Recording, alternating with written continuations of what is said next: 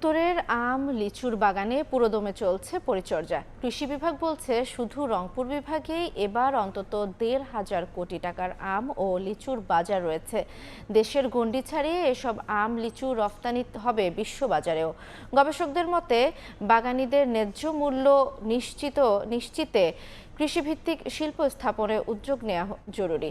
Nazmul Islam নিশাতের report. ফল পরিচর্যায় বাগানে এখন শেষ সময়ের ব্যস্ততা। জুনের মাঝামাঝি বাজারে আসবে হাড়িভাঙ্গা, গোপালভোগ, আম্রপালি, ল্যাংড়া সহ নানা জাতের আম। দেশের বাজার ছাড়াও রংপুরের আম রফতানি হবে ইংল্যান্ড, ফ্রান্স সহ বিশ্বের কয়েকটি দেশে।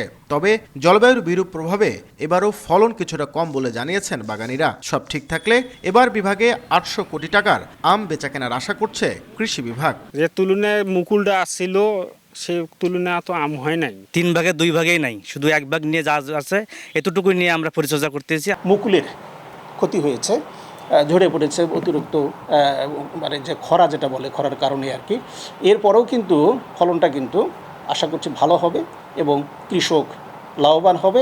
নিবিড় পরিচর্যা করা হচ্ছে দেশখ্যাত দিনাজপুরের রসালো ও সুমিষ্ট লিচু। তবে অপেক্ষা করতে হবে আরও 1 মাস। এই জেলার বেদানা, চায়নাথ্রি ও বোম্বাই জাতের লিচু দেশের বাজার ছাড়াও রপ্তানি হবে ইউরোপে।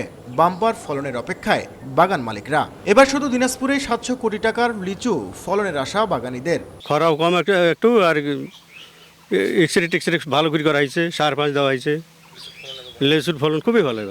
এবার লক্ষণ ভালো বোঝা যাচ্ছে, মানে ঝড় বৃষ্টি একটু কম। তো সম্ভাব্য উৎপাদনের লক্ষ্যমাত্রা নির্ধারণ করছি যে ৩৫,০৯৭ মেট্রিক টন।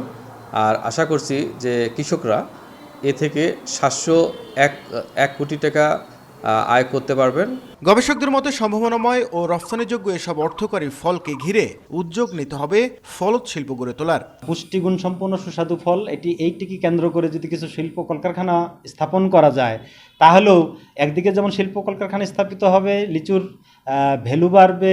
দিনাজপুরে ৫,৪৮৪ হেক্টর জমিতে লিচুর বাগান রয়েছে, আর উৎপাদন লক্ষ্যমাত্রা ধরা হয়েছে ৩৪,৬২৮ মেট্রিক টন। আর বিভাগে ৮,০০০ হেক্টর জমিতে আমবাগান রয়েছে, উৎপাদন লক্ষ্যমাত্রা প্রায় ১,২০,০০০ মেট্রিক টন। নাজমুল ইসলাম নিশাত, সময় সংবাদ, রংপুর।